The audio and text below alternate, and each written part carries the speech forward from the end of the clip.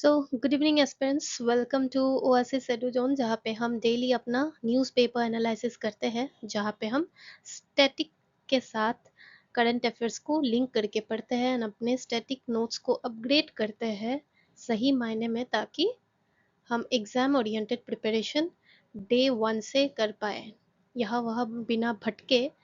बाकी न्यूज़ जितनी भी आपके बहुत सारे पोर्टल्स में या मैगज़ीन में आते हैं, तो खुद न्यूज़पेपर से आप, ठीक है, एक काम करना, अगर आप यूपीएससी प्रिपरेशन कर रहे हो या एपीएससी प्रिपरेशन कर रहे हो, 2 साल के क्वेश्चन पेपर उठा के देखना, ठीक है। फिर आप खुद एनालिसिस करना, स्टैटिक से कितना आता है, pure static, pure current affair से कितना आता है, and pure static connected with CA current affair से कितना आता है। मतलब सीए में अगर एक टॉपिक दिया है कि हाँ, हमारे यहाँ पे कुछ वार के लिए क्रूड ऑयल वगैरह अभी बहुत सारे प्राइसेस है, हाइक हो रही है, तो अभी हम कैसे इस चीज़ को टैकल करें, ये सारा न्यूज़पेपर में आता है। बट क्रूड ऑयल आता है, कहाँ से ये आता है, कौन सा जोन है जहाँ से हम एक्सपोर्ट करते हैं, क्या उसके अंदर की जो टेक्निकलिटीज, जो information that comes under your static syllabus, वैस उस तरह की क्वेश्चंस कितने सारे आते हैं, आप देख लेना खुद, and then you will realise कि स्टैटिक के साथ सीए को कनेक्ट करके पढ़ना कितना ज़रूरी है, वो आपको खुद करना है। बट इस न्यूज़पेपर एनालिसिस में, दैट इज़ ओएसिस एडुजोन के न्यूज़पेपर एनालिसिस में, यहाँ पे आपको हम स्टैटिक के साथ करंट अफेयर रिलेट करके ही पढ़ाते हैं। यानी आपका रिसर्च का जो टाइम है वो बच जाता है। क्यों? क्योंकि यहाँ पे मैं नोट के फॉर्म में ही स्लाइड्स प्रिपेयर करती हूँ, ताकि आप स्क्रीनशॉट लो, ऑनलाइन नोट्स अपग्रेड करो, ऑफलाइन है तो टू द पॉइंट लिखती हूँ, ताकि टू द पॉइंट बस एक पॉइंट आप लिख दो एंड अपग्रेड करो। तो ये है कुछ खासियत इस न्यूज़पेपर एनालिसिस की। फिर से मैं यही कहूँगी, since it's a new initiative, तो मैं आपको बार बार ये कहती हूँ हर रोज़, ताकि अगर कोई नए एस्पिरेंट्स आज इस वीडियो को देख रहे हैं, तो वो एटलीस्ट ये 2 मिनट के लिए सोचे कि why this newspaper analysis is different, ठीक है। तो खुद 1 वीक फॉलो करके देखो ये न्यूज़पेपर एनालिसिस, एंड फिर अपने नॉलेज लेवल को जज करना खुद का खुद के साथ, ठीक है। You will get to know कि आप कितने इम्प्रूवमेंट मीटर पे जा रहे हो, ठीक है। पहले अगर 5 थे, तो अब 7 तो हो जाओगे by the end of a week, if you follow this newspaper analysis. तो चलिए, ये हो गया कुछ importance of our newspaper analysis. अभी स्टार्ट करते हैं आज का newspaper with our first news, that is geopolitical issues creating challenges in maintaining maritime routes. Syllabus में है, तभी तो हम पढ़ रहे हैं। That is GS3 infrastructure for maritime security, also blue economy. ये तो PYQ में है कि ब्लू इकोनॉमी क्या होता है। बहुत सारे एस्पिरेंट्स ने ये गलत किया था, इवन इफ कॉमन सेंस से हो जाता है कि ब्लू कुछ पानी, सी, वाटर, ये सबसे रिलेटेड होगा, बट फिर भी एग्जाम स्ट्रेस में हम कभी भूल जाते हैं। तो ये सब चीज़ें हमें पढ़ना पड़ता है न्यूज़। तो न्यूज़ हमें क्या कहता है कि मिस्टर सर्बानंद सोनोवाल ने ये कहा है कि nearly 90% of India's foreign trade by volume move, means किस तरीके से ट्रेड करते हैं, by sea. That is 90% via हम सी ट्रांसपोर्ट करते हैं, ठीक है। तो अभी जो जियो पॉलिटिकल टेंशन चल रहा है, ईरान इसराइल, तो ये सब एरिया में कौन से रूट्स आते हैं हमारे, Red Sea, Strait of Hormuz, that is Suez Canal. तो ये सब में क्या रहता है, ग्लोबल शिपिंग में बहुत सारी चैलेंजेस आती है, ठीक है ना। तो उन्होंने इसलिए हाईलाइट किया कि हमारी जो नीड है न्यू रूट्स की, वो बहुत ज़रूरी है। That is Chabahar, Chabahar port, that is Chennai, Vladivostok corridor, then enhanced port infrastructure, ये सारे में पार्टनरशिप, ये सारी बहुत ज़रूरी है। चलो, ये तो न्यूज़ है, ठीक है। मतलब क्रक्स है, हम तो क्रक्स पढ़ते हैं, हम तो स्मार्ट एस्पिरेंट है, एफिशिएंसी के साथ पढ़ाई करते हैं, तो रट्टाफिकेशन नहीं, इररिलेवेंट चीज़ों को याद नहीं रखना है, ठीक है। जान लो, बीइंग एन अवेयर सिटीजन, ठीक है। लेकिन as an aspirant, as an aware aspirant, आपको ये जानना है कि यहाँ पे काम की चीज़ें क्या है। काम की चीज़ें ये है, अगर फैक्ट आता है तो, फैक्ट नहीं भी आता है तो मेंस के नोट्स में अपग्रेड करना, ये फैक्ट लिखोगे तो एक्स्ट्रा मार्क्स मिलेगी, ठीक है। इकोनॉमी बेस्ड कुछ भी क्वेश्चन आता है ट्रेड के संबंधित, तो सी रूट के द्वारा हम कितना ट्रेड करते हैं, 90 to 95%, ठीक है। किस चीज़ का हम ट्रेड करते हैं, that is crude oil, coal, cereals, container goods, ठीक है, ये सारे फैक्चुअल भी कभी कभी आ जाते हैं, जैसे कि हिस्ट्री बेस में पीवाई क्यूज में आता है ना कि कौन कौन सी चीजें हम एक्सपोर्ट किया करते थे पहले, अब मसाले करते थे, गोल्ड करते थे, क्या करते थे, उतना कौन याद रखता है, आपको ऐसा लगता है ना, बट कभी कभी ये सब चीजों में ही फंस जाते हो, तो थोड़ा मोटा मोटी एक आइडिया रखना कि क्या क्या, सिर्फ क्रूड ऑयल नहीं होता, कोल होता, सीरियल्स होता है, कंटेनर गुड्स भी होता है। ठीक है, तो अब देखना है कि ठीक है, यहाँ पे ये चैलेंजेस तो है ड्यू टू ईरान और इसराइल का फाइटिंग, हमारे चैलेंजेस तो आ रहे हैं, लेकिन हमारे चोक पॉइंट्स क्या क्या है, स्ट्रेट ऑफ हॉर्मुज किस चीज के लिए, हम गल्फ ऑयल के लिए, ठीक है, स्विस कनाल एंड रेड सी ज्यादा हम किस चीज के लिए यूज करते हैं, यूरोप एंड एशिया ट्रेड के लिए, ठीक है, स्ट्रेट ऑफ मलक्का किस चीज के लिए हम यूज करते हैं, that is it connects us to East Asia, right. तो ये मैं नेक्स्ट स्लाइड में आपको मैप बता दूंगी, थोड़ा सा आपको आइडिया होना चाहिए मैप वर्क भी इस चीज का। पहले हम इस न्यूज को देख लेते हैं।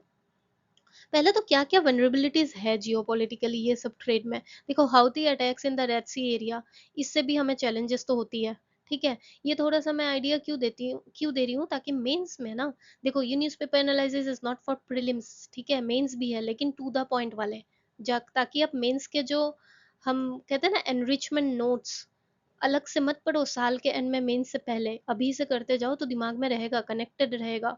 अगर स्टेटमेंट वाइज भी क्वेश्चन आ जाता है प्रीलिम्स में ना मेंस के जैसा, तो भी आप सवाल कर पाओगे, और प्रीलिम्स क्लियर होने के बाद मेंस भी आप रेडी रहोगे, ठीक है। किसी और कोचिंग की फॉलो करके मैगजीन पढ़ने की इतनी मेहनत क्यों करनी है, अभी से करो ना। तो फिर देखो जियोपॉलिटिकल वनरेबिलिटीज, हाउती अटैक्स होती है रेड सी एरिया में, जो कि हमारी वन ऑफ द पोर्ट है, ठीक है, चोक पॉइंट्स में आता है, तो वहां पे ये एक वनरेबिलिटी है।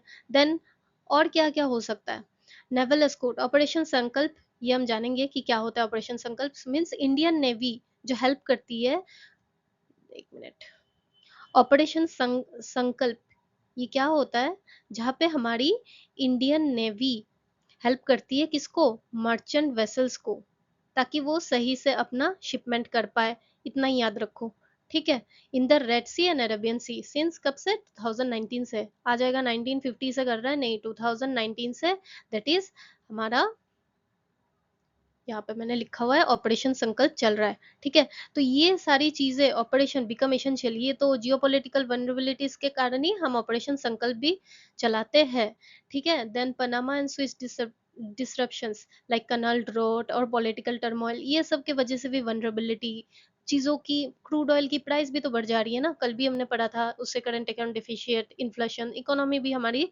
इंस्टेबल हो जाती है।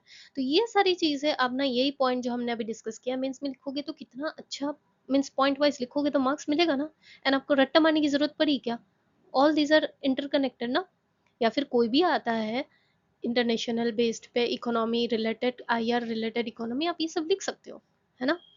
फिर देखो यहाँ पे ये है कि इंडिया स्ट्रेटेजिक रिस्पॉन्स क्या, मतलब हम क्या क्या कर सकते हैं, वही जो हमारे मिनिस्टर सर्बानंद सोनोवाल जी ने जो कहा, उसके बारे में ही हमने कहा है कि चाबहार ईरान पोर्ट को भी हम यूज कर सकते हैं ना, जिससे हमें क्या हो सकता है, एक मिनट हाईलाइटर से मैं आपको यहाँ पे करके देती हूँ, ताकि थोड़ा सा आपको आसानी हो अभी पढ़ते वक्त, कि ताकि हम डायरेक्टली एक्सेस कर सके Afghanistan and central Asia bypassing Pakistan, ठीक है। फिर it integrates with Sagarmala and IUPAC plans, ये मोटा मोटी बस आइडिया रखो, ठीक है। फिर ये जो सीवी कॉरिडोर है, ये क्या करता है, हमारे इंडिया रशिया के बीच में जो शिपिंग है वो टाइम को घटाता है, 40 डेज के जगह पे 24 डेज, तो it will increase our trade resilience. फिर maritime India India vision and Sagarmala, ये सारी इनिशिएटिव जो न्यू पोर्ट है वधावन, तो ये प्राइवेट सेक्टर पार्टिसिपेशन को इनकरेज करता है, green hydrogen hubs and ship building initiatives aim to enhance port capacity by 2047। तो ये सारे, ये जो पॉइंट है, these are Indian response, India response, कि आप बोल सकते हो कि ठीक है वनरेबिलिटीज तो हम जान गए, बट इंडिया कर क्या रहा है, इंडिया ये सब कर रहा है। और यहाँ से थोड़े थोड़े फैक्ट्स भी आप जान लो कि चाबर बोर्ड, आपको ऐसा नहीं आना चाहिए कि ये इंडिया इंडोनेशिया में सप्लाई करता है, नहीं, थोड़ा सबको आइडिया होना चाहिए कि कहाँ सप्लाई करने की, कोई मीन्स कौन से एरिया बेस्ड है, अफगानिस्तान एंड सेंट्रल एशिया, ठीक है। एंड ये 2047, तो ये थोड़े फैक्ट प्रीलिम्स बेस्ड भी हो गए, लेकिन आप मेंस में ये एनरिच करो, ठीक है। और हमारा मैरीटाइम सिक्योरिटी फ्रेमवर्क, कि मैरीटाइम में जो भी ये सारे शिपमेंट्स हो रहे हैं, उसके लिए हम क्या सिक्योरिटी फ्रेमवर्क अवेल करते हैं, दैट इज ऑपरेशन संकल्प, जो मैंने अभी थोड़ी देर पहले बताया। और एक है string of pearls and Indian Ocean security, जहाँ पे India counters China's naval bases near choke points like Gwadar, Hambantota with its own coastal presence and diplomatic engagement. Means ये अगर आता है क्वेश्चन कि string of pearls and Indian Ocean security, India किनके naval bases को हम काउंटर करने के लिए अपना सिक्योरिटी प्रोवाइड करवाते हैं, maritime security, that is against China's okay naval basis, ताकि हम नजर रख पाए कि कोई कुछ हमें हानि ना पहुंचा दे। ठीक है, अब ये न्यूज है। देन ब्लू इकोनॉमी, ये टर्म आपका इंपॉर्टेंट हो जाता है क्योंकि also a part of PYQ. And अभी एज ये मेरीटाइम रूट्स ये वगैरह न्यूज में है। अनक्लोज के बारे में तो कल हमने पढ़ ही लिया था, राइट? याद है तो नहीं याद है तो कल का न्यूज़पेपर एनालिसिस जरूर देख लेना। तो ये क्या है? Blue economy includes port led trade, fisheries, renewable energy project and ship building. ठीक है, तो मतलब ये मोटा मोटी याद रखना कि ठीक है, मेरीटाइम से रिलेटेड जो भी प्रोजेक्ट होता है, कुछ भी चीजें जैसे शिप बिल्डिंग, शिप कहाँ पे? नदी में, सी बेसिस में, वहां पे हम सी वाटर का यूज करके क्या रिन्यूएबल एनर्जी प्रोजेक्ट एनर्जी कर सकते हैं। पोर्ट लीड, फिशरीज, ट्रेड, ये सब पानी रिलेटेड ही है ना, तो याद रखना ब्लू इकोनॉमी के अंडर ही आएगा। तो अब तक हमने ऐसा कुछ किया भी है जैसे गिफ्ट सिटी, मेरीटाइम फाइनेंस, ये सब टेक एंड डिजिटल कॉरिडोर्स है। देन मेरीटाइम डेवलपमेंट फंड भी हमने क्रिएट किया है। Ship building initiatives like green hydrogen port hubs Kandla and Tuticorin में। ठीक है, तो ये सारे इनिशिएटिव्स है which comes under blue economy. तो अगर कुछ भी आता है तो ऑल द अबव जो भी पानी से रिलेटेड, वाटर से रिलेटेड, वो ब्लू इकोनॉमी में।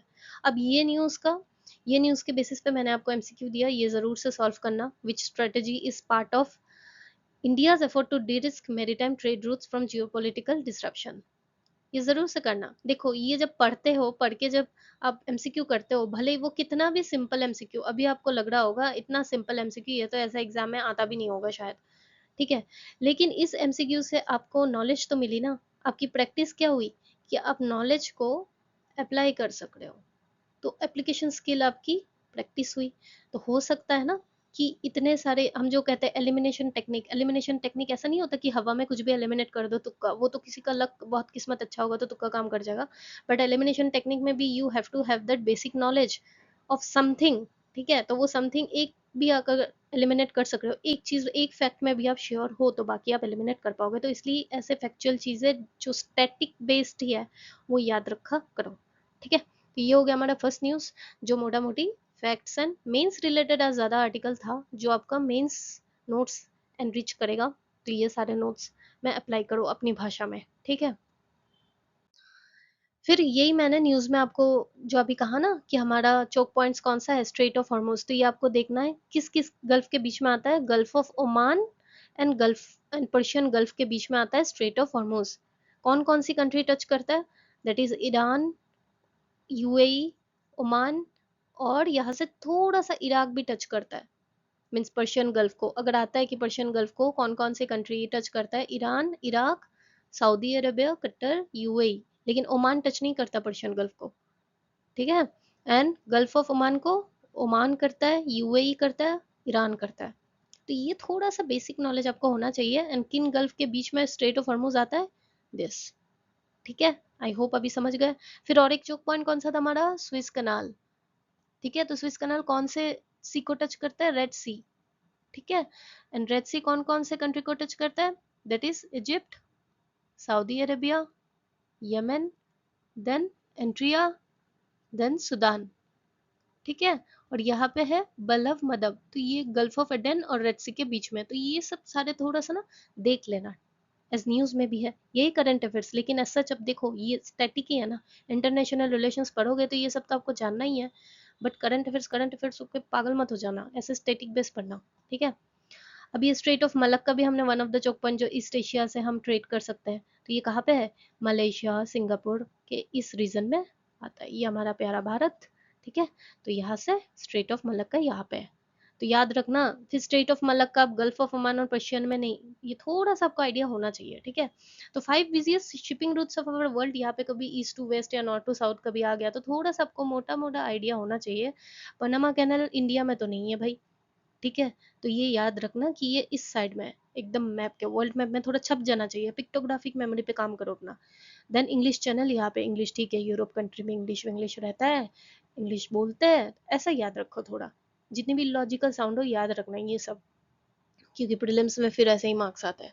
देन स्ट्रेट ऑफ हॉर्मुज, ये अच्छा, इस रीजन में, क्योंकि जो हमने देखा स्ट्रेट ऑफ हॉर्मुज से थोड़ा सा ऊपर स्विच कैनल, दैट इज यहाँ पे स्विच कैनल जो हमने देखा है ना, and straight of Malacca India से नीचे। तो ये थोड़ा सा ये क्रोनोलॉजी याद रखना, ईस्ट टू वेस्ट या वेस्ट टू ईस्ट आ जाए तो आपको थोड़ा सा आइडिया होना चाहिए, ठीक है। अब हमारा नेक्स्ट न्यूज है, panel on Assam accord to submit report before August 8। तो ये GS2 सेंटर स्टेट रिलेशंस के अंडर भी आता है, पॉलिटी और इंडियन सोसाइटी के बीच भी आता है, जहाँ पे हम एथनिक कंसर्न्स के बारे में क्या क्या हमारे पॉलिटिकल लेवल में। GS1 देखो मेंस में बहुत सारे क्वेश्चन, GS1 है तो सिर्फ हिस्ट्री नहीं, GS2 के साथ हिस्ट्री और पॉलिटी कनेक्ट करके भी पूछते हैं, तो ऐसे ही न्यूज़ को आपको कनेक्ट करके पढ़ना पड़ेगा, ठीक है। जो भी आपको बोले कि हाँ ये सिर्फ इतने के अंडर, वो झूठ बोल रहा है, आपको ऐसे कनेक्शंस के साथ पढ़ना पड़ेगा, वो खुद करोगे, वो मैं जितना भी बोल लूँ ना फिर भी वो काफ़ी नहीं है जब आप खुद से कनेक्ट करके नहीं पढ़ोगे। तो इसलिए ये न्यूज़पेपर एनालिसिस जरूर देखना। मैं ये नहीं बोल रही कि हाँ मतलब ये एडवर्टाइज जैसा नहीं कर रही कि हाँ मैम तो बस बोल ही रही है, खुद देखो करके, इसलिए मैं बोल रही हूँ, ठीक है। बिकॉज आई नो ऑथेंटिक चीज़ों का होना बहुत ज़रूरी है, क्योंकि आप बह जाओगे ना, तो जब अटेम्प्ट्स पे अटेम्प्ट्स चली जाती रहेगी तो फिर पछताओगे कि यार ऑथेंटिक सोर्स लेस इज मोर को मैंने फॉलो क्यों नहीं किया। तो इसलिए लेस इज मोर को शुरू से पढ़ो, एक अटेम्प्ट दे दो ऐसा less is more to the point पढ़ के फिर देखो, ठीक है।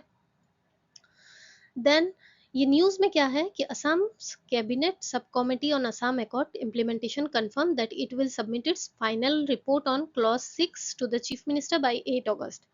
मीटिंग में कौन कौन था, आसू के leaders official, and also pressed for a high level panel for clause 7 focused on economic and institution, ठीक है। ये तो न्यूज है कि चीफ मिनिस्टर को बाय 8 अगस्त ये clause final report of clause 6 and 7 ये सब दिया जाएगा। तो अब हम एग्जाम की, वो तो आम जनता की बात हो गई, but aspirants point of view से जान लेते हैं हमारे फैक्ट्स के बारे में। तो सबसे पहला फैक्ट, असम अकॉर्ड के बारे में हमें जानना है, किन किन के बीच साइन हुआ था, इंडियन गवर्नमेंट एंड द आसू, ठीक है, all Assam student union, okay. तो ये आंसू के बीच में साइन हुआ था। देन कब हुआ था ये, 15 अगस्त 1985, ठीक है। कब हुआ था, ending the Assam movement 1979 to 1985। तो इस दौरान ना प्रोटेस्ट बहुत चल रहे थे, ताकि जो इलीगल इमिग्रेंट्स है उनको हटाया जाए असम स्टेट से, क्योंकि बांग्लादेश वर्ड 1971, आपको कल भी हमने पढ़ा था ना, शिमला एग्रीमेंट कब क्यों आया था, याद है। तो 19 बांग्लादेश वॉर के बाद बहुत सारे इमिग्रेंट आए असम को, राइट। तो उस असम मोमेंट तब चला था protest for the illegal immigration, तो उस मोमेंट की एंडिंग हुई थी by signing this Assam accord. Assam accord के प्रोविजंस तो होंगे, क्या प्रोविजन है कि जो 1966 से पहले आए ना, ठीक है, उनको तो हम एक्सेप्ट करते हैं, लेकिन पोस्ट 1971 यानी बांग्लादेश वॉर के बाद जो यहाँ पे आए उनको आइडेंटिफाई करो एंड असम के स्टेट से बाहर निकालो। क्यों, ताकि हमारी और ताकि हमारी क्या एथनिक जो कल्चरल आइडेंटिटी है वो प्रोटेक्ट रहे, राइट। और इसमें और एक भी प्रोविजन था कि हम border security and electoral rolls पे भी ध्यान दें। तो इसी अकॉर्ड में ये प्रोविजंस के साथ और दो चीज का आना इंपॉर्टेंट है, that is you should know clause 6 and clause 7। Clause 6 क्या कहता है कि it promises constitutional, legislative and administrative safeguards, किस चीज के लिए, सो दैट हम Assam culture, social and linguistic identity को प्रोटेक्ट कर सके। ऑब्वियसली किसी स्टेट में अगर ऐसा कुछ हम ला रहे तो priority culture, society and language की होती है, राइट। तो ये रिकमेंडेशन किसके द्वारा दी गई थी, जस्टिस बिप्लब शर्मा। तो justice Biplab Sharma committee include economically backward community, ठीक है। तो ये सारी protection amendments to 371B, creation of autonomous council and status for SMS language, ठीक है। तो ये सारे कुछ रिकमेंडेशन है जो दी गई थी बिप्लब शर्मा कमेटी। तो अगर मोटा मोटी प्रीलिम्स में आता है असम अकॉर्ड के रिलेटेड कौन सी कमेटी, तो इनका नाम याद रखना। और ये सारी तो बेसिक आपको कॉमन सेंस होगी कि ये सब 371 हमारे असम से डील करती है, तो ऑब्वियसली 371B में कुछ करेंगे, अमेंडमेंट करेंगे, तो ऑटोनोमस डिस्ट्रिक्ट काउंसिल ये सब, एसएमएस लैंग्वेज, तो ये सारा कॉमन सेंस है, रट्टा नहीं मारना है, बस आपको पता होना चाहिए। एंड क्लॉज 7 क्या करता है, it commits to speedy all that is commits to speedy all-round economic development through enhancing education, science and tech via national institution in Assam। तो असम में education, science and tech, national institution के द्वारा हम अपना all round economic development कर सके, ठीक है। This is about clause 6 and 7। तो ये याद रखना दोनों की डिफरेंस क्या है, एंड ये मैंने यहाँ पे लिख दिया एज स्टैटिक का आपको तो रिवाइज करना है ना, तो 371B इज इंपॉर्टेंट, इस बार यूपीएससी में भी इस पे क्वेश्चन आया था। तो ये क्या करता है, special power for Assam, like central oversight of maintenance grant दिया जाता है फॉर सर्टेन ट्राइबल ग्रुप, ठीक है। एंड अगर इम्प्लीमेंटेशन ऑफ क्लॉज 6 अगर होता है तो कुछ अमेंडमेंट यहाँ पे आ सकता है, वो आने वाले दिनों में अगर आता है तो हम पढ़ेंगे, ये जस्ट न्यूज़पेपर में था तो मैंने दिया इसलिए, ठीक है। मे कॉल हुआ नहीं है कुछ अभी, तो ये याद रखना। तो अगेन कोऑपरेटिव फेडरलिज्म GS2 में जो आपका सिलेबस में, देन अगेन कोऑपरेटिव फेडरलिज्म, हमने इन दिनों में बहुत सारा कोऑपरेटिव फेडरलिज्म का टॉपिक देख लिया है, राइट। तो अपग्रेड कर रहे हो ना एग्जाम्पल, देखो बाद में नहीं पढ़ना है ये सब, अभी नोट करो। तो अभी ये चीज भी कोऑपरेटिव फेडरलिज्म के अंदर ही आता है, क्यों, क्योंकि ये सब committee including minister and AASU leaders under the state implementation department ensure responsive and democratic federal partnership. तो ये सारे मिलके एक स्टेट के साथ सेंटर मिलके एक स्टेट की आइडेंटिटी को प्रोटेक्ट करने का काम कर रहा है। तो in example of cooperative federalism, तो ये सारे करंट अफेयर्स के आप दे सकते हो, ठीक है। बैकग्राउंड नॉइज के लिए थोड़ा सा एक्सक्यूज मी, ठीक है, उतना सह लेना थोड़ा। एंड ये इस बेसिस पे ये एमसीक्यू है, आप जरूर से अटेम्प्ट करना, प्रैक्टिस करना, ठीक है। ये आई होप न्यूज़ आपको समझ आ गया, जो चीज़ इंपॉर्टेंट है वो देखो, ज़्यादा डेप्थ में अभी नहीं, प्रीलिम्स के बाद, मेंस के बाद इंटरव्यू के लिए और थोड़ा प्रिपेयर करो, सर्विस में जाओ फिर और ज़्यादा समझोगे, ठीक है। Then 4 SMS author honoured with Sahitya Akademi युवा एंड बाल पुरस्कार 2024। तो ये न्यूज में है। पहले हम देखते हैं कि ये अवार्ड में होता क्या है। 50,000 देते हैं, एंड ए प्लेग मीन्स, या ऐसे जो अवार्ड फंक्शन में देते हैं ना, यहाँ पे आपका नाम एंड आपका कंट्रीब्यूशन, आपकी अचीवमेंट लिखी होती है, एक बोर्ड जैसा जो देते हैं उसे हम प्लेग कहते हैं। ये जस्ट ठीक है आपको बताने के लिए। तो ये दो चीज दिया जाता है अवार्ड में, ये बस थोड़ा सा याद रख लो, कभी अगर आ गया आउट ऑफ नोवेयर ऐसा कुछ। तो पहले हम देखते हैं कि बाल साहित्य पुरस्कार किनको मिला है। रंजू हजारिका क्यों मिला, फॉर असमिस नोबेल बिपन्न बिस्मय खेल, ठीक है, ये नाम याद रखना। और एक किनको मिला, वर्जिन जैकोबा मकहरी, ठीक है। थोड़ा प्रोनाउंसिएशन अगर गलती हो रहा है तो माफ कर देना, लेकिन समझ लेना एंड नोट में नोट कर लेना, नोटबुक में, ठीक है। ये इनको क्यों मिला, बोरो पोएट्री के लिए, बहुमा बोइनीबोय, ठीक है। ये इनको कंट्रीब्यूशन मिला फॉर, दैट इज इनकी कंट्रीब्यूशन फॉर टुवर्ड्स बाल साहित्य पुरस्कार। तो अब आपको जानना है कि बाल साहित्य पुरस्कार किनको दिया जाता है, for their contribution in children's literature, बच्चों की जो लिटरेचर रिलेटेड चीजें, मतलब बुक जो होती है, नॉवल जो होती है, पोएट्री होती है, उस चीज के लिए हम बाल साहित्य पुरस्कार देते हैं। फिर है युवा पुरस्कार, किनको मिला, Nayan Jyoti Sharma for Assam short stories Jalkota Jui, ठीक है। और एक मिला सेल्फ मेड रानी बरो, बोरो शॉर्ट स्टोरीज के लिए साइक्लोम, ठीक है। और युवा पुरस्कार किनको दिया जाता है, द नॉवल और stories which encourages young writer up to 35 years, ठीक। ये थोड़ा सा बेसिक डिफरेंस आपको जानना है। मेन चीज है तो ये नाम एंड कौन सी नॉवेल या पोएट्री या किताब, ये आपको याद रखना है। ये मैच द फॉलोइंग में आ जाएगा क्योंकि आया हुआ है। तो all this things you have to note in your notebook, right. Then और एक है साहित्य अकादमी के अंदर, अब ये क्या है, India's apex literary body under cultural ministry, obviously culture ही प्रोटेक्ट कर रही है ये सारी चीजें, तो कल्चरल मिनिस्ट्री, ठीक है। This award recognize excellence across 24 languages aiming to preserve linguistic diversity. Common sense वाली general statement है, समझाने की जरूरत है नहीं। This award promote vernacular literature, reflect India's multilingual culture, इसलिए तो 24 लैंग्वेज ना, इंडिया की जो डाइवर्सिटी है वहाँ पे कितनी सारी लैंग्वेज है, तो मल्टीलिंगुअल कल्चरल आइडेंटिटी को ये रिफ्लेक्ट करता है ऑब्वियसली। और रीजनल राइटिंग एक एक स्टेट से क्यों दिया जाता है, क्योंकि रीजनल राइटिंग भी प्रमोट करे, ताकि रीजनल लैंग्वेज भी प्रमोट हम कर सके। The acknowledgement in Assam, Bodo and other tribal languages support regional voices essential to social inclusion and cultural cohesion. तो ये आर्ट एंड कल्चर में ये टॉपिक इंपॉर्टेंट है, लैंग्वेज या एवर्ड्स, ठीक है। तो ये सारा आप देख लेना और याद करना, ये फैक्ट्स है, थोड़ा याद तो करना पड़ेगा, ठीक है। तो यही इसके बेसिस पे मैंने क्वेश्चन दिया है, ये आप जरूर से सॉल्व करना, ठीक है। अब नेक्स्ट न्यूज हमारा है India Shubhanshu Shukla axiom 4 mission. तो ये तो न्यूज में है कि इनकी जो लॉन्च 4 टाइम्स सिंस में, तो ये जो मिशन है ये थोड़ा पोस्टपोन किया गया है एंड जून 2022 को ये किया जाएगा ड्यू टू टेक्निकल डिलेज। तो ये तो चलो हो गया न्यूज़। अब एग्जाम पर्सपेक्टिव से साइंस एंड टेक के लिए हमारी कुछ चीज़ें इंपॉर्टेंट है, थोड़ा सा याद रखना कि this Shubhanshu Shukla serves as pilot, लेकिन उनके साथ सिर्फ इंडियन नहीं है, पेगी विस्टन नासा के and mission specialist from Poland and Hungary से भी है। ये ड्यूरेशन चलो याद ना भी रखो तो चलेगा, लेकिन कंडक्टिंग 7 इसरो डेवलप एक्सपेरिमेंट, किस चीज में ये कंडक्ट मीन्स ये करेंगे research, that is micro algae growth, tardigrade resilience, human interface on ice. तो माइक्रो एल्गी ग्रोथ आएगा तो आपको लगेगा ये क्यों करेंगे स्पेस में, तो ये थोड़ा ध्यान रखना, थोड़ा सा ऑड वन आउट को ध्यान रखना, ठीक है। और ये चीज मेंस पर्सपेक्टिव से इंपॉर्टेंट है, अगर ह्यूमन स्पेस फ्लाइट में जीएस पेपर 3 साइंस में अगर आता है कि हम इंटरनेशनली क्या कर रहे हैं, तो ये एग्जाम्पल कोट कर सकते हो कि नासा एंड इसरो ने मिलकर ऐसा इंटरनेशनल कोऑपरेशन करते हैं इन ह्यूमन स्पेस मिशन, ठीक है। और प्राइवेट जो हमारे एरोस्पेस है, एक्सियोम स्पेस, स्पेसएक्स, ये दर्शाते हैं कि कॉमर्शियल स्पेस वेंचर भी कितनी ग्रो कर रही है। तो ये हमारी टेक्निकल कैपेबिलिटी को दर्शा रहा है कि टेक्नोलॉजिकली हम कितना ऊपर उठ रहे हैं, एंड सॉफ्ट पावर प्रोजेक्शन, ठीक है ना।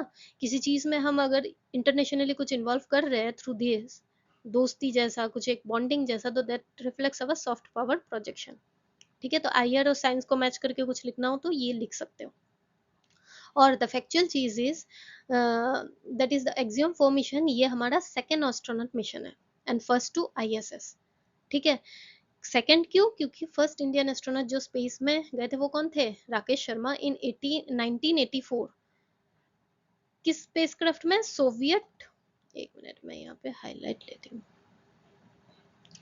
किस स्पेसक्राफ्ट में, Soviet Soyuz spacecraft, Indian spacecraft में नहीं, ठीक है। और अभी जो ग्रुप कैप्टन शुभांशु शुक्ला है वो है second Indian astronaut through international collaboration again, not via ISRO, मतलब इसरो के खुद के रॉकेट के साथ नहीं, बट यहाँ पे हमने देखा ना नासा के साथ वो ग्रुपिंग है, ठीक है। It revives human space journey after 41, पहले राकेश शर्मा थे, अब कौन है, शुभांशु शुक्ला। तो it is the second astronaut mission and first to ISS, क्योंकि आईएसएस स्पेसक्राफ्ट से कौन, शुभांशु शुक्ला, पहले राकेश शर्मा आईएसएस के थे कि नहीं, सोवियत सोयूज स्पेसक्राफ्ट का उन्होंने यूज किया था। तो this is the first time an Indian astronaut will go to the India, वही बात है, international space station which is jointly run by NASA. अब तो ये जान लिया ना कि will go to the ISS. अब आईएसएस रन किसके द्वारा होता है ये भी थोड़ा आपको जानना है, run by NASA, Roscosmos Russia, ESA Europe, JAXA Japan and CSA Canada. तो ये थोड़ा याद रखने के लिए ऐसा करना, नासा तो हम सबको पता है, ठीक है, रॉसकॉस तो रॉस Russia, ES Europe, ERI Europe, JAXA जा जापान, सीएसएसी कनाडा, ऐसा थोड़ा याद रखना, ठीक है। और this Axiom 4 mission is precursor to Gaganyaan, मतलब क्या है, जो इसरो की हमारी जो ह्यूमन स्पेस मिशन है कि हम इंडियन एस्ट्रोनॉट को भेजने वाले हैं ना इंडियन रॉकेट में, कब होने वाला है, 2027 को। तो उसके पहले ये एक्सियम मिशन हो रहा है, क्यों, it has seen as a trial run, ताकि वो जाके पहले देखे कि एस्ट्रोनॉट की रेडीनेस कैसी है, माइक्रोग्रेविटी एक्सपेरिमेंट करे, कोलैबोरेशन एक्सपीरियंस कर ले पहले से, ठीक है। कुछ इंपॉर्टेंट चीजें करने से पहले अगर थोड़ी सी ऐसी प्रैक्टिस हो जाती है तो अच्छी चीज है ना, जैसे अभी ये एमसीक्यू प्रैक्टिस भी आपकी प्रीलिम्स की डी डे के पहले ट्रायल ही तो चल रही है, अभी ये न्यूज़पेपर एनालिसिस पढ़ रहे हो, रिवीजन कर रहे हो, तो हर वैसे ही हर चीज़ का देखो, ये सारी चीज़ों में भी रिवीजन ट्रायल ज़रूरी है, तो एग्जाम में भी मॉक टेस्ट एमसीक्यू सॉल्व करना बहुत ज़रूरी है ना। तो ऐसे बड़ी चीज़ों से भी अपने को रिलेट करके किया करो बेसिक चीज़ें जो भूल जाते हो या इग्नोर करते हो। नेक्स्ट न्यूज़ हमारा है India Russia long term energy pact. This is important for mains perspective, but मुझे लगा ये मैं समझा दूँ ताकि ऐसे जो न्यूज़ आते हैं वो मेंस पर्सपेक्टिव से कैसे आप नोट डाउन कर सकते हो, कैसे समझ सकते हो चीज़ों को, वो आप खुद को सिखा सको, एंड इसलिए मैंने ये दिया। तो ये ऐसा, ये न्यूज़ एक्चुअली में ये है कि रशिया की energy giant that is Rosneft, Ros से रशिया ऐसे याद रखना, कुछ अगर टर्म्स आता है Rosneft in news related to which country तो रशिया, ठीक है, signed a 10-year crude supply agreement with Reliance industry. तो ये इतनी ज़रूरी नहीं कि कितने बिलियन की, डिस्काउंटेड प्राइस में दे रहे हैं, means 3 to 4 barrel below Dubai से हम जितने बेंचमार्क्स में लाते हैं उससे थोड़े कम रेंज में दे रहे हैं, ताकि हम कंपेंसेट वेस्टर्न जो सैंक्शंस होते हैं रशिया में वो कंपेंसेट कर सके। इसलिए हमारे साथ ये 10 ईयर की क्रूडियल सप्लाई एग्रीमेंट है दैट इज रोसनेफ्ट। किस कंट्री की, दैट इज रशिया। ये तो चलो न्यूज हो गया, लेकिन ये इम्पोर्टेंट क्यों है? क्योंकि देखो इंडिया की इंपोर्ट हमारी, हमने कल भी पढ़ा था, परसों भी पढ़ा था, न्यूज में आ रहा है 90% ऑफ क्रूड ऑयल हम इंपोर्ट करते हैं। ठीक है, तो रशिया के साथ अगर हमारे पास और एक अल्टरनेटिव होगा किसी और के, अगर वेस्टर्न कंट्रीज में कुछ सैंक्शंस आ गए, या फिर अभी जो वार चल रहा है हाल ही फिलहाल में ईरान एंड इसराइल, तो हमारे पास दूसरी अगर सब्सटीट्यूट रहती है तो stable and affordable energy sources हमारे पास रहेगी। करंट अकाउंट डेफिशिएट, ये सब जो इंस्टेबिलिटी होती है इसको हम मेंटेन कर सकेंगे, राइट। फिर जियो पॉलिटिकल डाइवर्सिफिकेशन में भी हेल्प करता है, राइट। कैसे? कैसे कि हम गल्फ जो सप्लायर्स है उन पे डिपेंडेंस हमारा कम होता है, बैलेंस होता है। ठीक है, तो मिडिल ईस्ट में कुछ डिस्ट्रप्शन आता है तो हम रशिया से भी ले सकते हैं। तो जियो पोलिटिकल डाइवर्स, जैसे इंडिया डाइवर्स कंट्री है तो हमारी पॉलिसीज में भी डाइवर्सिफिकेशन होनी चाहिए, क्योंकि डाइवर्सिटी में तो आप ज्यादा अच्छे से एक्सप्लोर कर सकते हो अपने आप को, राइट। फिर स्टेप अगेंस्ट सैंक्शन, वही रुपी और रोबल पेमेंट मैकेनिज्म अगर हम यूज करते हैं तो वेस्टर्न जो सैंक्शंस होते हैं उससे भी तो हम खुद अपने आप को बचा सकते हैं ना। रुपी वीकन भी हो जाती है तो यूएस डॉलर के सामने, तो we can have all this payment mechanism substitute also. Private sector leadership, अभी जो ये Reliance Nayara leading term long term procurement deals Reliance के साथ जो ये रोस्नेफ्ट ने किया है, तो इससे हम क्या पीपीपी मॉडल को भी हम ग्रो कर रहे हैं। तो अगर एक चीज, अगर एक से भले दो, दो जन कर रहे हैं तो देखो पब्लिक के साथ, दैट इज सॉरी गवर्नमेंट के साथ अगर प्राइवेट कर रहा है, पब्लिक प्राइवेट पार्टनरशिप, है ना, तो ये इनकी वीकनेस बताएगी, ये इनकी वीकनेस बताएगी, लेकिन दो है तो एक ही हमारे कंट्री की है ना। तो चीजें क्या होगा, अगर अच्छे से करते हैं तो हमारा एडवांटेज है ना, हम एफिशिएंट और बनेंगे। तो ऑल दीज आर इम्पोर्टेंट, है ना। एनर्जी ट्रांजिशन लिंकेजेस, कि ऐसा हम एक ही चीज में नहीं, पेट्रोकेमिकल, एलएनजी, न्यूक्लियर एनर्जी, कोल स्ट्रेंथनिंग, मल्टी सेक्टर जो एनर्जी रोड मैप है हमारा इंडिया, तो उसमें भी हम और डेवलप कर सकते हैं, कॉपरेशन कर सकते हैं, क्योंकि जितनी हम डाइवर्सिफिकेशन करेंगे अपनी पॉलिसीज में उतनी ही हम कनेक्ट करेंगे, राइट। जैसे कि ये सिंपल, देखो सिंपल तरीके से समझो, यूपीएससी में कितने सारे, एपीएससी में सब्जेक्ट है, पॉलिटी, जियोग्राफी, सोसाइटी, इकोनॉमी, ये अलग अलग है, बट इस चीज को अगर आप इंटरलिंक करके पढ़ोगे तो आप ज्यादा एफिशिएंट बनोगे कि नहीं? आप में ज्यादा नॉलेज की क्या मतलब, नॉलेज से आप ज्यादा दिमाग आपका एप्लीकेशन ओरिएंटेड होगा कि नहीं? तो इसी तरीके से सिंपली आप अगर कॉपरेशन करोगे multi sector energy road map में, तो उससे भी तो वैल्यू हमारी क्या बढ़ेगी। तो वैसा ही चीजों को देखो, एक सब्जेक्ट पढ़ोगे तो वैल्यू बढ़ेगी क्या आपकी, 5 सब्जेक्ट को इंटरकनेक्टेड करके पढ़ोगे तो आपकी वैल्यू बढ़ेगी ना।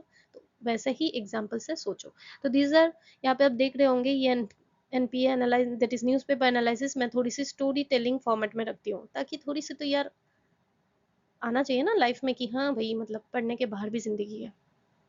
ठीक है, तो ये थोड़ा मेंस पर्सपेक्टिव हो गया। ये आए दिनों न्यूज में बहुत है, चल रहा है ना कि क्रूड ऑयल की प्राइस बढ़ गई, सीएडी हमारा करंट अकाउंट डेफिशिएट हो रहा है, फिर रुपी वीकन हो रही है, तो इससे हमें सब्सटीट्यूट चाहिए। तो सब्सटीट्यूट तो चाहिए, मेंस में सवाल आ गया, तो इम्पोर्टेंस क्या है सब्सटीट्यूट की, क्या क्या हम फायदा हो सकता है, तो ये फायदा लिख सकते हो आप।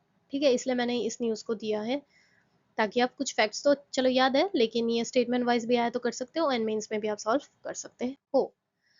अब ये हमारा है PM Suraj scheme extended to urban gig and informal sector. Means government की एक स्कीम है, दैट इज पीएम सूरज, मतलब प्रधानमंत्री, सॉरी प्रधानमंत्री सामाजिक उत्थान रोजगार आधारित जन कल्याण। ठीक है, ये पहले मार्जिनल, एक सेकेंड, ये पहले सिर्फ मार्जिनलाइज्ड कम्युनिटीज के लिए था। अब इनमें किसको इंक्लूड करने की बात हो रही है, means to include urban gig and informal sector worker को भी इंक्लूड करने की बात हो रही है।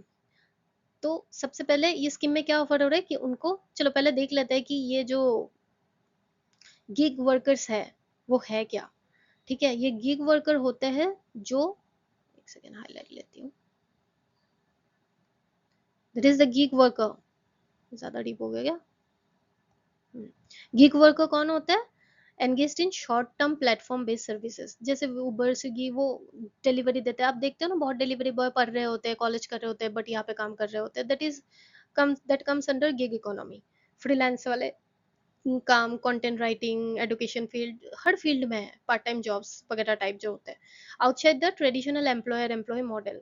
कोई एम्प्लॉयर एम्प्लॉय मॉडल नहीं होता, वो इंडिपेंडेंट वर्कर्स होते हैं कि कॉन्ट्रेक्चुअल बेसिस में काम करते हैं कि हाँ ये प्रोजेक्ट है 2 दिन में दे दो, बाद में कुछ गारंटी नहीं होती कि उनकी जॉब रहेगी ना रहेगी, because they work as gig workers, that is freelancer type. तो एम्प्लॉयमेंट अभी हमारी गिग वर्कर कितने हैं हमारे कंट्री में, 7.7 मिलियंस, ठीक है, जो कि 29 और 30 तक पहुंचने वाले 23.5, मतलब देख रहे हो कितने इनफॉर्मल सेक्टर में ये गिग वर्कर्स बढ़ने वाले हैं। तो उनको तो टास्क बेस्ड इनकम कि हाँ आज मतलब ये कुछ लिख लिया 1000 वर्ड्स का तो तुम्हें चलो 500 रुपए दे देंगे, उस टाइप के। ठीक है, तो इसमें कुछ सोशल प्रोटेक्शन या स्टेबिलिटी तो होती नहीं, क्योंकि कंपनी आपको तो कोई फ्रीलांस वर्कर हो ना आप, कि हाँ आप इंडिपेंडेंट हो, आप खुद भी जा सकते हो या फिर कंपनी भी आपको निकाल ही सकती है। निकालना क्या है, मतलब हो ही नहीं पार्ट तो गिग वर्कर हो वैसे।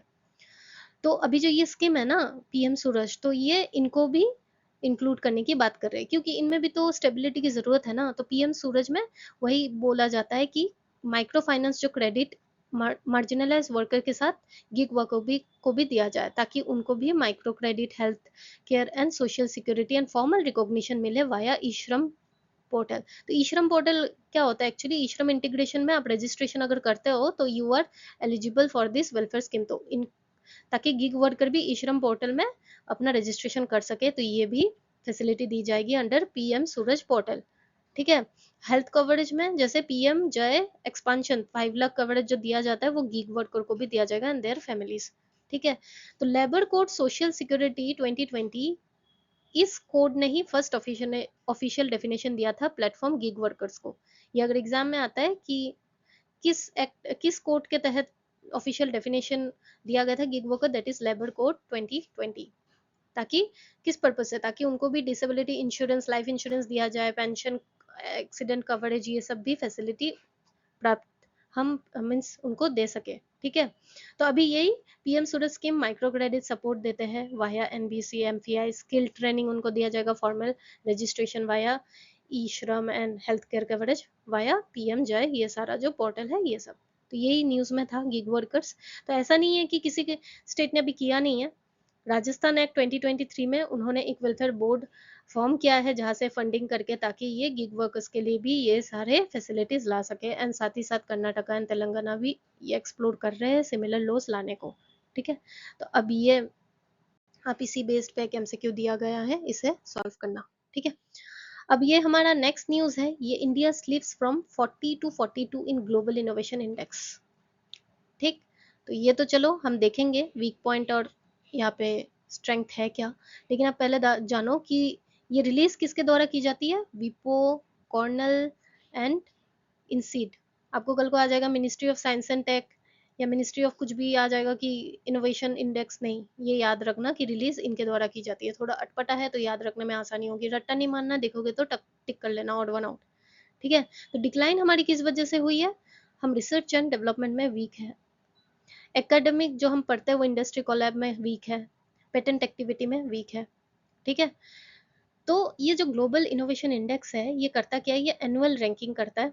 ठीक है, evaluating innovation capability and performance based on 2 सब इंडिसेस, एक इनपुट एक आउटपुट। कौन कौन सी चीज में, इनपुट में क्या क्या देखता है, इंस्टीट्यूशंस, ह्यूमन कैपिटल क्या है, इंफ्रास्ट्रक्चर कितनी है, मार्केट एंड बिजनेस सोफिस्टिकेशन दिखता है। आउटपुट में क्या देखता है, knowledge, technology output and creative output. ये क्रिएटिव ऑड वन आउट है, आपको लगेगा नहीं है बट है। ठीक है, तो ये चीज में ये इंडेक्स हमें तोलता है। तो इंडियन परफॉर्मेंस, तो इंडिया ने वैसे तो टॉप पोजीशन पाया है among lower middle income countries and central south Asian, but हमें ये जानना होगा कि हमारी वीकनेस क्या है, इसमें हमें काम करना है। इंफ्रास्ट्रक्चर रैंकिंग में हम 84th है, इंस्टीट्यूशन क्वालिटी में 56, बिजनेस सोफिस्टिकेशन में 57 एंड ये research and development investment only 0.7 of GDP, तो बहुत कम है। ठीक है, लेकिन हमारी स्ट्रेंथ भी है, ऐसा नहीं कि हम हर चीज में बुरे हैं। Service export first, venture capital sixth, unicorn density, intangible asset intensity, presence of top science and technology cluster like Bengaluru and Mumbai, ये सारी चीज में मीन्स आईटी वगैरह ये सब सर्विस में हम आगे तो है। स्टार्टअप वाले बेस जितने भी है इसमें हम आगे हैं, ये हमारी स्ट्रेंथ है। तो स्ट्रेंथ के साथ मिलके हमें इन वीकनेस पे भी काम करना होगा। तो जैसे कि इनिशिएटिव्स लिया गया है इंडिया के द्वारा, स्टार्टअप इंडिया, वही मैंने अभी जो बोला, पेटेंट फुल इंसेंटिव्स, ये सारे मैंने एग्जाम्पल दिए हैं, आप अपने मेंस नोट में इंक्लूड करना ताकि आप वे फॉरवर्ड में लिख सको, या इंडिया ने अब तक क्या किया, अगर ऐसे क्वेश्चंस आते हैं मेंस में आप लिख सको। ठीक है। साइंस एंड टेक पॉलिसी 2013 जो ड्राफ्ट है उसके तहत भी हम ये सब में डेवलपमेंट लाने की बात करते हैं। National science and technology innovation policy हम लाते हैं, जिससे हमारी रिसर्च डेवलपमेंट गैप की एम्बिशंस को हम ब्रिज कर सके, मीन्स गैप को घटा सके। और स्टेट भी अच्छी प्ले कर सकती है, again cooperative federalism, innovation fund, state level startup act, university industry, बच्चों को पहले से इंडस्ट्री के साथ यू you नो know, ऐसे प्रोजेक्ट्स बनाए जो हम कोलैब कर सके। ठीक है। तो इन सारी चीज़ों को हम वे फॉरवर्ड में लिख सकते हैं, इसलिए मैंने यहाँ पे दिया। तो देखो, सिर्फ प्रीलिम्स नहीं, मैं मेंस के भी आपके नोट्स अनरिच तो करवा ही रही हूँ, देख रहे हो। तो आप एक हफ्ते के सुन तो लो, पहले आपको पता चलेगा। तो ये सारी चीज़ें, ये होगा मेंस में, आप एग्जाम्पल अपना स्टैटिक नोट्स में लिख लेना। ठीक है। और ये थोड़े प्रीलिम्स फैक्ट्स में याद रखना। ठीक है। ये इनपुट आउटपुट, इसके बेस में क्वेश्चन है, आप अटेम्प्ट करना जरूर। ठीक है। अब हमारा आज last, that is editorial. Assam Tribune में ये एडिटोरियल आई थी कि vitamin, multiple health benefit of vitamin D. तो vitamin D is not just a bone building vitamin but a critical determinant of oral and systematic health. Discuss in light of increasing. देखो हमारी जो इस editorial में क्या discuss किया गया, हम थोड़ा डिस्कस कर लेते हैं, फिर आप ये क्वेश्चन को अपने स्टैटिक वर्सेस ये एडिटोरियल के नॉलेज से अटेम्प्ट करना। ठीक है। तो विटामिन डी डेफिशिएंसी जो है ना, बहुत ये बढ़ रही है अभी, बोथ अर्बन एंड रूरल में। ऐसा नहीं कि सिर्फ रूरल में या अर्बन में। ठीक है। सबसे ज्यादा किन में बढ़ रही है? Children, pregnant women, elderly and immuno compromised individual. तो देखो, विटामिन डी जो है ना, वो मेटाबॉलिज्म वर्क कैसे करता है हमारे बॉडी में? स्किन के थ्रू आता है वाया सनलाइट। और एक्टिवेट कैसे होता है बॉडी में? लिवर में होता है, it converts to calcidiol, and kidney में इट कन्वर्ट्स टू कैल्सिट्रियोल। ठीक है।